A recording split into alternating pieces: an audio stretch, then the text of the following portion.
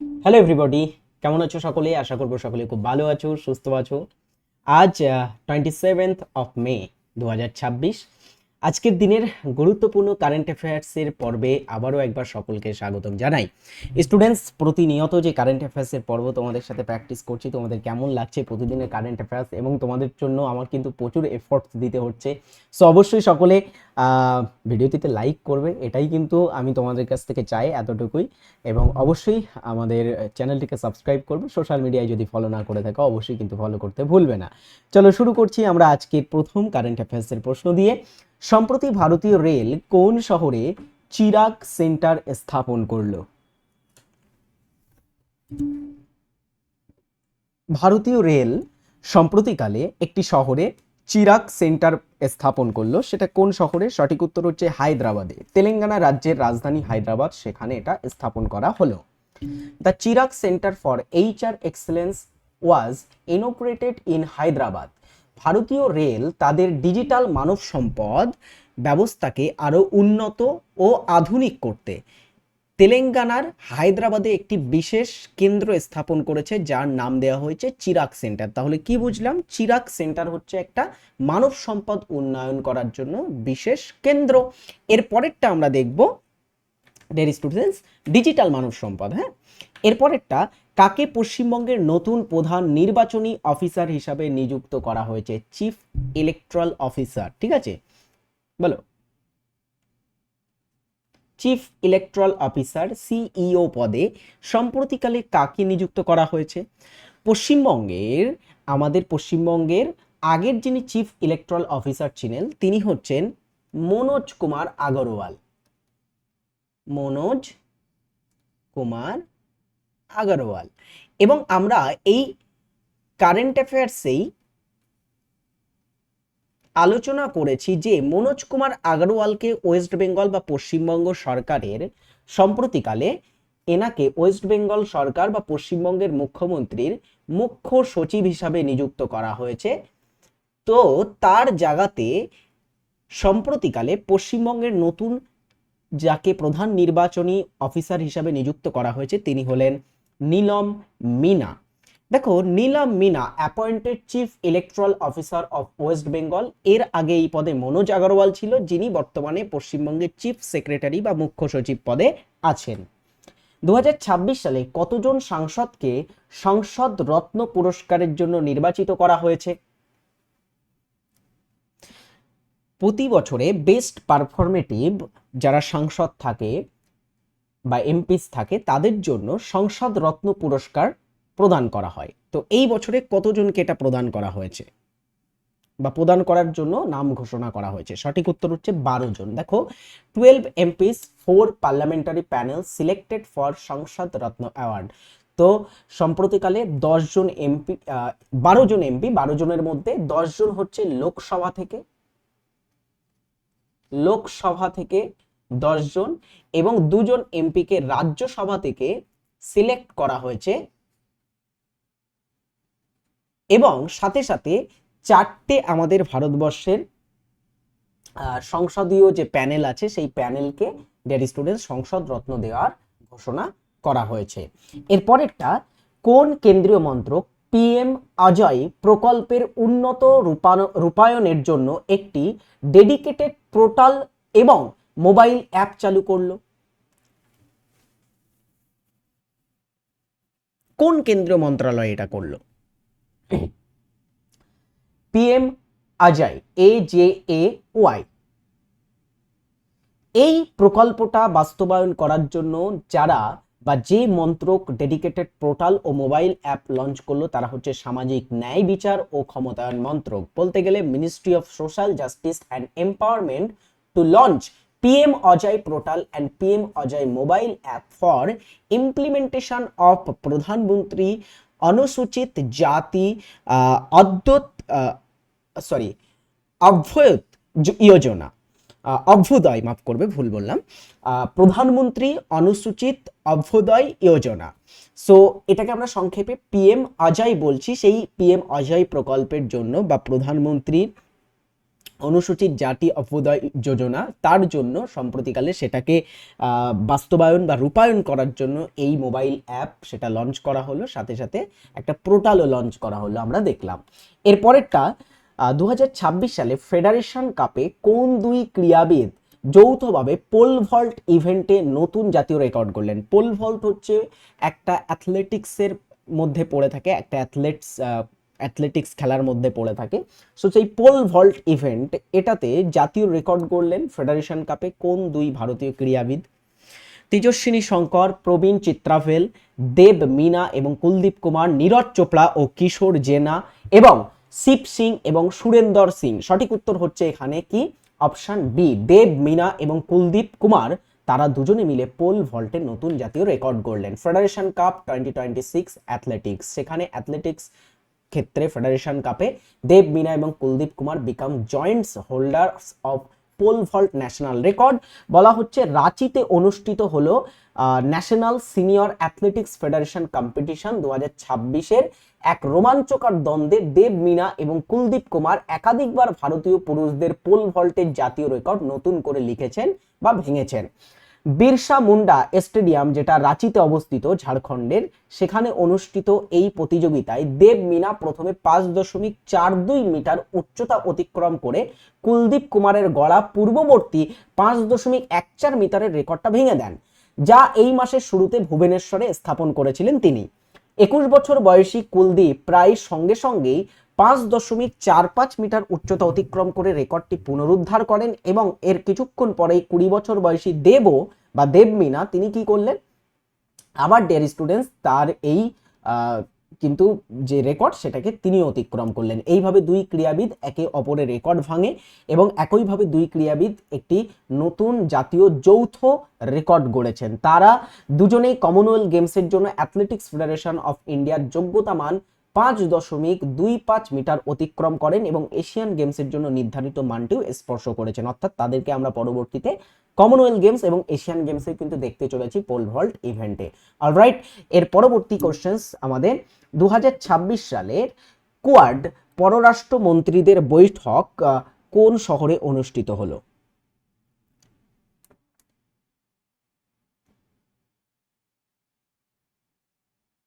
বলো। কোয়াড বলতে কি বোঝায়? কোয়াড মানে হচ্ছে কোয়াড্রিলেটারাল সিকিউরিটি ডায়ালগ, তাই তো? তো এই যে কোয়াড, এর ভিতরে 4টে কান্ট্রি আছে। 4টে কান্ট্রির আমরা বলতে পারি একটা তোমার হচ্ছে সিকিউরিটি মানে কি নিরাপত্তা সংলাপ বা নিরাপত্তা জোট হচ্ছে কোয়াড। এই কোয়াডের পররাষ্ট্র মন্ত্রকরা সম্প্রতিকালে একটা বৈঠক করলো নতুন দিল্লিতে।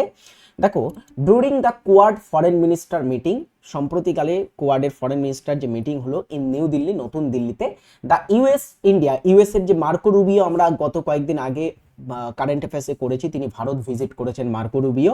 তো ইউএস, ইন্ডিয়া, জাপান এবং অস্ট্রেলিয়ার যারা ফরেন মিনিস্টার আছে announced 5 major operational initiative to strength in the Pacific security. তারা সম্প্রতিকালে 5টা কিন্তু প্রয়োগগত বা কর্মক্ষম উদ্যোগের কথা ঘোষণা করেছেন ইন্দো প্যাসিফিক অঞ্চলে তার নিরাপত্তা বাড়াতে বা নিরাপত্তা জোরদার করতে। অলরাইট, সো এরপরের প্রশ্ন আমরা দেখি, তাহলে কোয়াডের মধ্যে কোন কোন দেশ আছে? একটু দেশগুলোর নাম জেনে রাখতে হবে। ইউএসএ, ইন্ডিয়া, জাপান এবং অস্ট্রেলিয়া। ইন্দো প্যাসিফিক অঞ্চলে সিকিউরিটির জন্য তারা কিন্তু এই মিটিংটাতে সম্প্রতিকালে 5টি গুরুত্বপূর্ণ উদ্যোগের কথা ঘোষণা করেছে। সম্প্রতি অয়েল ইন্ডিয়া লিমিটেড OIL কোন রাজ্যের দান্ডেওয়ালা ফিল্ডে একটি নতুন প্রাকৃতিক গ্যাসের ভান্ডার আবিষ্কার করলো?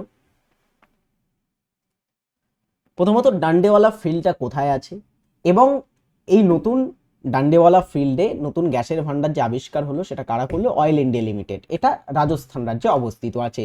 Petroleum and natural gas minister Hardeep Singh Puri today inform that oil India limited has successfully unlock a new gas bearing pay zone in the Dandewala field, Rajasthan. রাজস্থানের ডান্ডেওয়ালা ফিল্ডে সম্প্রতিকালে অয়েল ইন্ডিয়া লিমিটেড তারা একটা নতুন গ্যাস ভান্ডার আবিষ্কার করলো। এটা সম্প্রতিকালে ঘোষণা করেছেন আমাদের ভারতবর্ষের বর্তমানে যিনি পেট্রোলিয়াম এবং প্রাকৃতিক গ্যাস মন্ত্রী হরদীপ সিং পুরী, তিনি এটা ঘোষণা করেছেন এবং কনফার্ম করেছেন। 2026 সালের মে মাসে ভারতের কোন উত্তর পূর্বাঞ্চলীয় রাজ্য তাদের বিধানসভায় ইউনিফর্ম সিভিল কোড বিল পেশ করলো? উত্তর পূর্ব ভারতে এখনো পর্যন্ত একমাত্র রাজ্য হিসেবে এই বিলটা পেশ করলো। ইউনিফর্ম সিভিল কোড কোথায় আছে? 44 নম্বর ধারাতে। এর আগে আমরা দেখেছি ইউনিফর্ম সিভিল কোডটা বিভিন্ন রাজ্য কিন্তু পেশ করেছে, যেমন উত্তরাখণ্ড, গুজরাট, এই দুটো রাজ্যে অলরেডি তো ইমপ্লিমেন্ট হয়ে গেছে। উত্তরাখণ্ড ভারতের প্রথম রাজ্য ছিল যারা ইউনিফর্ম সিভিল কোডটাকে সম্পূর্ণরূপে ইমপ্লিমেন্ট করে।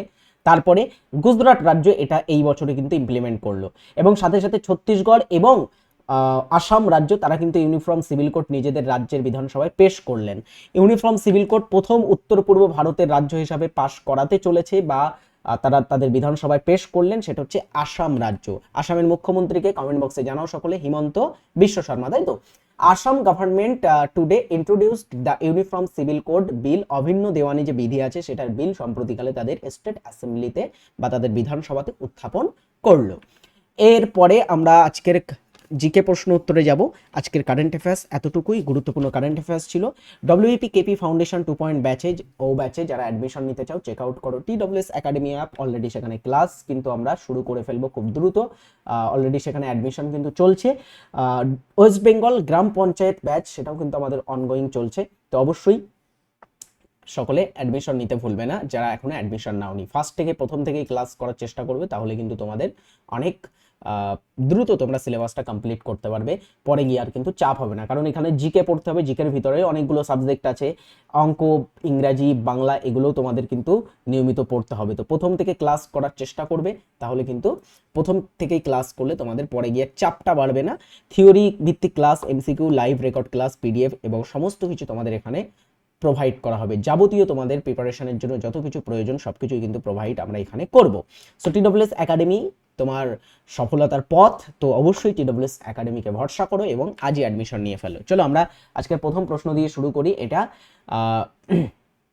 একটা ব্রিটিশ একাডেমি অ্যাওয়ার্ড, যেটা একাডেমি নয়, মানে ব্রিটিশ আমরা বলতে পারি একটা পুরস্কার জয়ী বই হচ্ছে দ্য বার্নিং আর্থ বলে এই বইটা।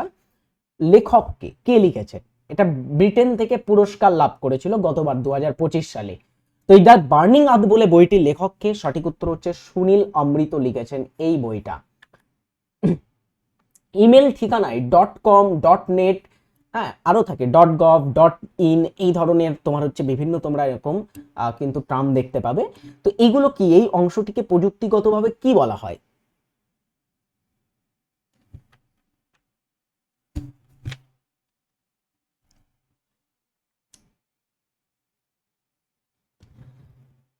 আমাদের যেমন TWS একাডেমি .in লেখা আছে, তেমনই বিভিন্ন কোম্পানির পিছনে .com পাবে তোমরা, .net পাবে, গভর্নমেন্টের পোর্টালে .gov পাবে, ঠিক আছে? তো এই যে জিনিসগুলো, এগুলো এই অংশটাকে কি বলা হয়? এগুলো হচ্ছে ডিয়ার স্টুডেন্টস TLD বলা হয়ে থাকে। আচ্ছা, এখানে কিন্তু ইমেলের কথা বলা হয়েছে। ইমেলের পিছনে কিন্তু .com থাকে অনেক ক্ষেত্রেই আমরা জানি। সো TLD বলা হয়। TLD মানে কি? এটাকে বলা হয়ে থাকে টপ লেভেল, মানে উচ্চ পর্যায়ের ডোমেন, টপ লেভেল ডোমেন বলা হয়। এখন টপ লেভেল ডোমেনটা কি? ডোমেন হচ্ছে আসলে একটি অনন্য, সহজে পাঠযোগ্য ঠিকানা, যা ইন্টারনেটে ওয়েবসাইট ও পরিষেবা অ্যাক্সেস করতে ব্যবহৃত হয়ে থাকে। প্রতিটার আলাদা আলাদা কিন্তু ডোমেন নেম থাকে, প্রতিটা পোর্টালের, প্রতিটা ওয়েবসাইটের আলাদা আলাদা কিন্তু ডোমেন নেম থাকে।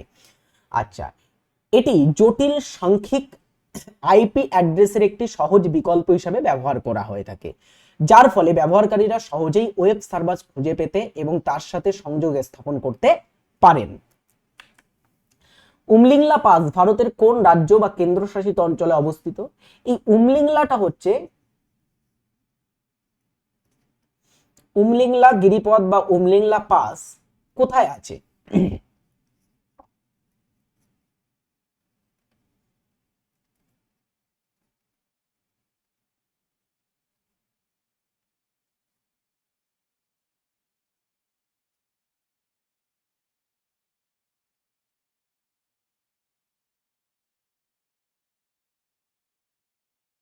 দেখো, উমলিংলা পাস সম্পর্কে কি বলা হচ্ছে? এটা হচ্ছে আমাদের ভারতবর্ষের সব থেকে এবং বিশ্বের সব থেকে উঁচুতে, মানে মোটর গাড়ি, বিশ্বের সব থেকে উচ্চতম মোটর চলাচল যোগ্য একটা গিরিপথের নাম হচ্ছে উমলিংলা। এই গিরিপথটা অবস্থিত আছে লাদাখে। লাদাখ শব্দের অর্থ কি জানো? লাদাখ, লাদাখ মানে হচ্ছে the land of high passes, মানে উঁচু গিরিপথের অঞ্চল বা উঁচু গিরিপথের দেশ বলা হয়ে থাকে লাদাখকে। তো এখানে তো উঁচু উঁচু গিরিপথ থাকবেই, কারাকোরাম গিরিপথ থেকে শুরু করে উমলিংলা গিরিপথ, এগুলো লাদাখে অবস্থিত আছে। দ্বিতীয় বৌদ্ধ সম্মেলন কোন রাজার রাজত্বকালে আয়োজিত হয়েছিল? 4টি বৌদ্ধ সম্মেলন হয় আমরা জানি। প্রথমটা হয়েছিল কার সময়ে?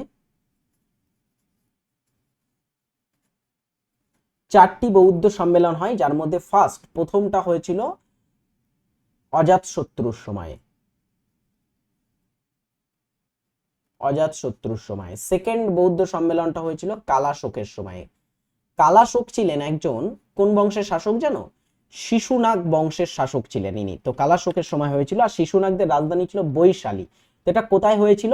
বৈশালীতে আয়োজিত হয়েছিল এটা। আচ্ছা, থার্ড আমরা 3 নম্বরটা দেখবো কোথায় হয়েছিল। 3 নম্বর বৌদ্ধ সম্মেলনটা হয়েছিল কার সময়ে? অশোকের সময়ে আয়োজিত হয়েছিল। আচ্ছা, চতুর্থ বৌদ্ধ সম্মেলন বা ফোর্থ লাস্ট বৌদ্ধ সম্মেলন অনুষ্ঠিত হয়েছিল কনিষ্কের সময়ে,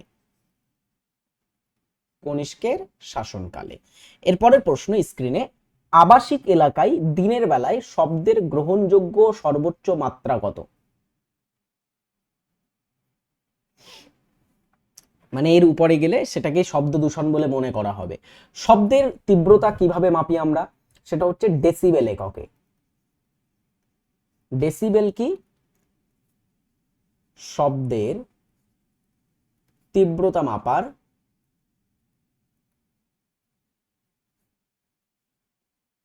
এককের নাম, এবং তার সংকেত হচ্ছে এরকম ছোট হাতের ডি বড় হাতের বি। তো সেই ডেসিবেলে আমরা মাপি। শব্দের যদি তীব্রতা 55 ডেসিবেলের বেশি হয়ে যায় তাহলে সেটাকে কিন্তু শব্দ দূষণ বলে মনে করা হবে দিনের বেলায় আবাসিক এলাকায়। আচ্ছা, এটা হুয়ের স্ট্যান্ডার্ড, ওয়ার্ল্ড হেলথ অর্গানাইজেশন এই স্ট্যান্ডার্ডটা কিন্তু ফিক্স করে রেখেছেন। ঘরের মধ্যে তো আরো কম, 35 ডেসিবেলের কম ঘরের মধ্যে তোমার হচ্ছে এটার মাত্রা। জাতিসংঘের 193তম এবং নবীনতম সদস্য দেশ কোনটি? জাতিসংঘের টোটাল যদি আমরা দেখি, বর্তমান সদস্য হচ্ছে ইউনাইটেড নেশনস অর্গানাইজেশনের, মোট সদস্য হচ্ছে 193টি দেশ। তো 193তম মানে একদমই সব থেকে নিউয়েস্ট মেম্বার কোনটি জাতিসংঘের? সেটি হচ্ছে দক্ষিণ সুদান। বিশ্বের মধ্যে বিশ্বের নবীনতম দেশ বলা যেতে পারে, নবীনতম স্বাধীন দেশ হচ্ছে দক্ষিণ সুদান। এই দেশটা সবার শেষে কিন্তু স্বাধীন হয়েছে। এই দেশটা 2011 সালে স্বাধীন হয়।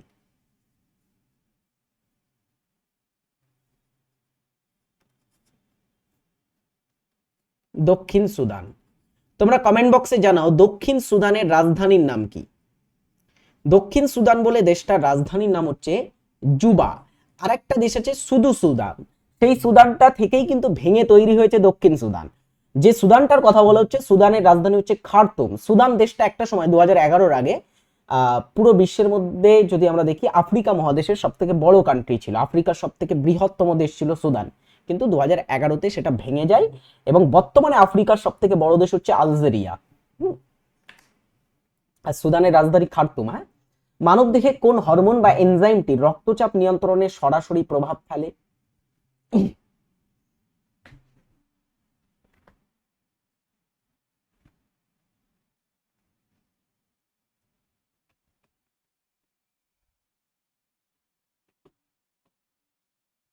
রক্তচাপ নিয়ন্ত্রণে সরাসরি প্রভাব ফেলে কোন হরমোন বা এনজাইমটি? সঠিক উত্তর হবে রেনিন। ভারতের কোন প্রধান বন্দরটি দিয়ে সবচেয়ে বেশি চা রপ্তানি করা হয়?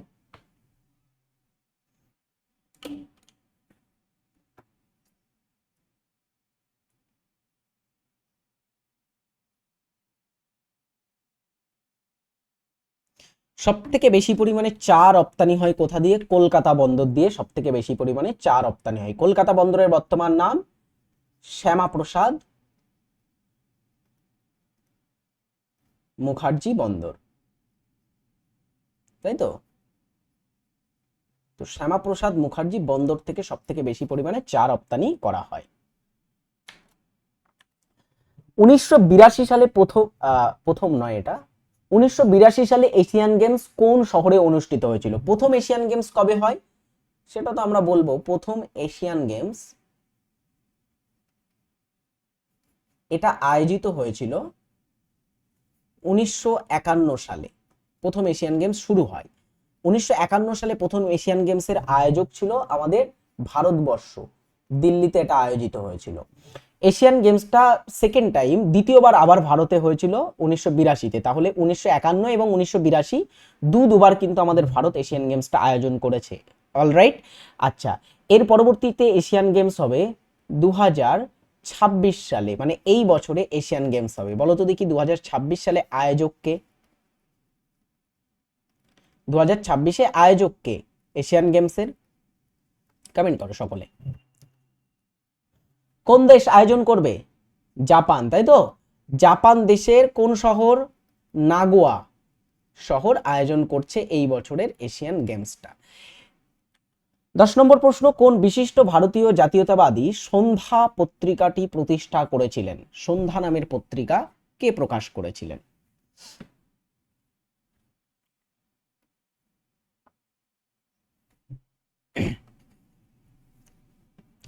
সন্ধ্যা পত্রিকার প্রকাশক ছিলেন Brahmabandhab Upadhyay. Option D is right answer. চলো একটা আমরা এখানে বাড়ির কাজ দিয়ে রাখি। আধুনিক রসায়নের জনক বলা হয় ড্যাশকে। কাকে আধুনিক রসায়নের জনক বলা হয়? কমেন্ট বক্সে সকলে এটার উত্তর করে যাবে। আমি সকলের কমেন্ট কিন্তু পড়বো এবং সকলের কমেন্ট দেখবো, তো অবশ্যই অবশ্যই সকলে এটার উত্তর কমেন্ট বক্সে জানাবে। যারা পর্বটিতে এখনো লাইক করনি, দ্রুত একটা করে লাইক করে ফেলো তো দেখি। আর তোমাদের প্রতিদিনের পর্ব, এরকম পর্বে কেমন ধরনের আমি প্রশ্ন রাখতে পারি, কেমন প্রশ্নগুলো তোমাদের করালে ভালো হয়, আমি কি আরও বেশি বেশি করে তোমাদের প্রিভিয়াস কারেন্ট অ্যাফেয়ার্সগুলো দেবো, যেগুলো তোমরা প্র্যাকটিস করলে বেশি তোমরা লাভবান হবে, কমেন্ট বক্সে অবশ্যই জানাবে। চলো একটু দেখি আগের দিনে কে কে তোমার হচ্ছে আমাদের উত্তর করেছিল হোমওয়ার্কের। তাদের কয়েকটা নাম আমি একটু বলছি, দেখি কে কে উত্তর করেছিল আমাদের কারেন্ট অ্যাফেয়ার্সের। রূপলেখা, অনু, রিনি, তারপরে মাসুম রেজা, প্রদীপ, তারপরে হচ্ছে সাহিল রানা, আচ্ছা, সুমন, সুমন, সরি, সুমলা দাস, আচ্ছা, তারপরে হচ্ছে নিরুপম গাইন, অনেকেই উত্তর করেছিল। তারপরে হচ্ছে বুলা বিশ্বাস উত্তর করেছিল। সকলকেই অনেক অনেক ধন্যবাদ। এইভাবে তোমরা প্রতিদিন উত্তর করবে কমেন্ট বক্সে। আমি তোমাদের নাম কিন্তু মাঝে মধ্যে পড়বো, আমি প্রতিদিনই পড়ি কিন্তু প্রতিদিন নাম নেওয়া হয় না। কোনটি প্রাণী কোষ থেকে কোষে থাকে না? প্রাণী কোষে কোনটির উপস্থিত থাকে না? নিউক্লিয়াস, কোষ প্রাচীর, মাইটোকন্ড্রিয়া নাকি রাইবোজোম?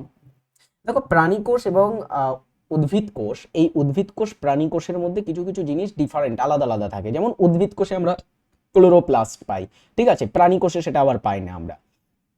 উদ্ভিদ কোষে আমরা কোষ প্রাচীর পাই, যেটা প্রাণী কোষে পাওয়া যায় না। প্রাণী কোষে কোষ পর্দা থাকে, উদ্ভিদ কোষেও কোষ পর্দা থাকে, বাট উপরন্তু একটা কোষ প্রাচীর থাকে উদ্ভিদ কোষে।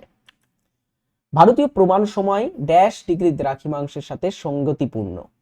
কত ডিগ্রি দ্রাঘিমার সাথে সঙ্গতিপূর্ণ ভারতের প্রমাণ সময়? মানে ইন্ডিয়ান স্ট্যান্ডার্ড টাইমের কথা বলা হচ্ছে, আইএসটি। এটা ভারতের কত ডিগ্রি দ্রাঘিমাংশের সাথে যুক্ত? এটা খুবই সহজ, 82 ডিগ্রি 30 মিনিট পূর্ব। বাট এই প্রশ্নটা সহজ হতে পারে, অনেকে 23.5 ডিগ্রি এটা করে দেবে, মানে 23 ডিগ্রি 30 মিনিট করে দেবে, কারণ এটা কর্কট ক্রান্তি রেখার মান। প্রথমত জেনে রাখো, দ্রাঘিমাংশের মান কখনোই উত্তর বা দক্ষিণে হতে পারে না, হয় পূর্ব না হয় পশ্চিমে হবে, এটা মাথায় রাখবে। সাহিত্য একাডেমির সদর দপ্তর কোন শহরে অবস্থিত? সাহিত্য একাডেমি, সাহিত্য একাডেমি এটা স্থাপিত হয়, সাহিত্য একাডেমি স্থাপিত হয় 1954 সালে,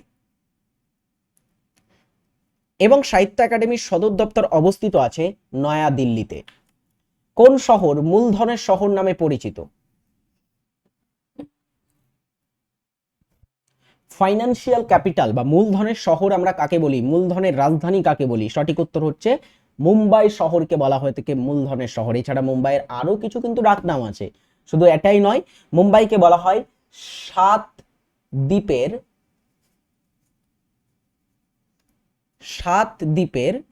শহর, মানে 7টা দ্বীপ নিয়ে কিন্তু মুম্বাই শহরটা গড়ে উঠেছিল, তাই এটাকে 7 দ্বীপের শহর বলা হয়। সাথে সাথে মুম্বাইয়ের আরেকটা নাম আছে ভারতের প্রবেশদ্বার। ভারতের প্রবেশদ্বার কাকে বলি? প্রবেশদ্বার বলা হয়ে থাকে মুম্বাইকে। টি-20 বিশ্বকাপের ইতিহাসে দ্রুততম শতরান করার রেকর্ডটি সম্প্রতি কে গড়লেন?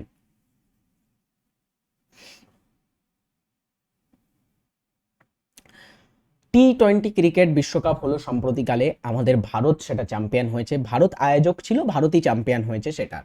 এখন সেই টি-20 বিশ্বকাপে দ্রুততম শতরান গড়েছিলেন নিউজিল্যান্ডের ফিন অ্যালেন। সেমিফাইনাল খেলাতে দুটো খেলা হয় সেমিফাইনাল। প্রথম সেমিফাইনালে ভারত মুখোমুখি, প্রথম সেমিফাইনালে নিউজিল্যান্ড মুখোমুখি হয়েছিল দক্ষিণ আফ্রিকার, এবং দক্ষিণ আফ্রিকার বিরুদ্ধে ফিন অ্যালেন কি দুর্ধর্ষ খেলে। টি-20 বিশ্বকাপের সবথেকে তিনি দুর্ধর্ষ একটা পারফরমেন্স খেলেন। মাত্র 33 বলে তিনি 100 রান করেন, এবং এটা হচ্ছে টি-20 ক্রিকেটের ইতিহাসে, বিশেষ করে টি-20 ক্রিকেট নয়, মানে বিশ্বকাপের ইতিহাসে যদি আমরা বলি, সবথেকে ফাস্টেস্ট সেঞ্চুরি টি-20 বিশ্বকাপের ইতিহাসে। আলেকজান্ডারের ঘোড়ার নাম কি ছিল? আলেকজান্ডার গ্রিক বীর 326 খ্রিস্টপূর্বাব্দে ভারত আক্রমণ করেন আলেকজান্ডার, আমরা জানি, এবং তার সাথে একটা যুদ্ধ হয়েছিল ঝিলম নদীর তীরে, যেটাকে আমরা হিদাসপিসের যুদ্ধ বা ঝিলম নদীর যুদ্ধ বলে থাকি, রাজা পুরু এবং আলেকজান্ডারের মধ্যে হয়। এবারে সেই আলেকজান্ডারের ঘোড়ার নাম কি ছিল? অ্যান্সার হচ্ছে বুসেফালাস ছিল আলেকজান্ডারের ঘোড়ার নাম। নিচের কোনটি একটি সংক্রমণ রোগের উদাহরণ? এটা একটু কনফিউজিং প্রশ্ন। সংক্রমণ রোগ মানে কি? ছোঁয়াছুঁয়ির মাধ্যমে অথবা বায়ুর মাধ্যমে বা কোনো প্রাণীর মাধ্যমে যে রোগ ছড়িয়ে থাকে তাকে আমরা সংক্রমণ রোগ বলি। এখন ডায়াবেটিস, তোমার বাড়িতে কারোর একটা ডায়াবেটিস আছে, তাকে তুমি ছুঁলে বা এ করলে তার কারণে তোমার ডায়াবেটিস হবে না, বা হাঁপানি কারোর থাকলো তার কারণে হাঁপানি হবে না, বা অ্যালজাইমার কারোর থাকলো তার কারণে অন্য কারোর অ্যালজাইমার হবে, এরকম কোনো ব্যাপার নেই। বাট হাম রোগ, হাম যদি কারোর থাকে, হামের কারণে কিন্তু আমরা দেখব এটা বায়ুর মাধ্যমে ছড়ায়, এবং হাম থাকলে বাড়ির প্রবাবলি বাড়িতে বা তোমার আশেপাশে যে থাকবে তারও হাম হওয়ার অনেকটা চান্স থাকে, এটা বায়ুর মাধ্যমে ছড়িয়ে থাকে। এছাড়া আরও অনেক রোগ আছে যেগুলো কিন্তু বিভিন্ন মাধ্যমে ছড়িয়ে থাকে, এগুলো সংক্রমণ রোগ বলা হয়। হাম হতে পারে, টাইফয়েড হতে পারে, ইনফ্লুয়েঞ্জা হতে পারে, এগুলো কিন্তু সংক্রমণ রোগ। বাট ডায়াবেটিস, হাঁপানি, অ্যালজাইমার এগুলোকে আমরা সংক্রমণ রোগ বা টিউমার বলতে পারো, বা এইগুলোকে সংক্রমণ রোগ বলবো না আমরা। অ্যাপেন্ডিক্স একটা আছে, এগুলো সংক্রমণ রোগ নয়। কে ভারতের নেপোলিয়ান নামে বিখ্যাত?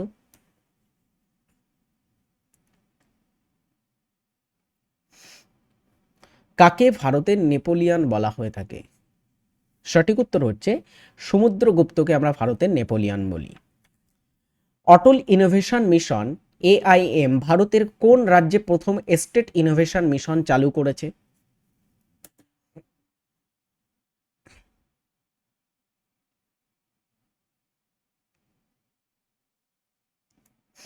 অটল ইনোভেশন মিশন সম্প্রতিকালে কোন রাজ্যে তাদের স্টেট ইনোভেশন মিশন চালু করেছে? সঠিক উত্তর হচ্ছে ত্রিপুরা রাজ্যে। 2026 সালের ফিনান্স বিলটি, মানে যে আমাদের অর্থ বিলটা ছিল, সেই বিলটা লোকসভায় কোন পদ্ধতিতে পাশ করা হয়েছে? ফিনান্স বিল বা অর্থ বিলের যদি আমরা কথা বলি, সেটা সম্প্রতিকালে লোকসভাতে পাশ করা হয়েছে ভয়েস ভোটের মাধ্যমে বা ধ্বনি ভোটের মাধ্যমে। ধ্বনি ভোটটাকে খুব ইউজ করা হচ্ছে আজকালকার দিনে, আমাদের ওয়েস্ট বেঙ্গলের বিধানসভায় আমরা দেখব ধ্বনি ভোটের কিন্তু ইউজ করে অনেক বিল রীতিমধ্যে পাশ করা হয়েছে। চলো আমরা আজকের আমাদের এন্ড, আমরা চলে আসলাম শেষে একদমই। পরবর্তীতে আমরা অনেকগুলোই প্রশ্ন রেখেছিলাম, মিক্সড প্রশ্ন, কঠিন, মডারেট, হার্ড সব ধরনের প্রশ্ন ছিল, ইজি প্রশ্নও কিছু কিছু ছিল।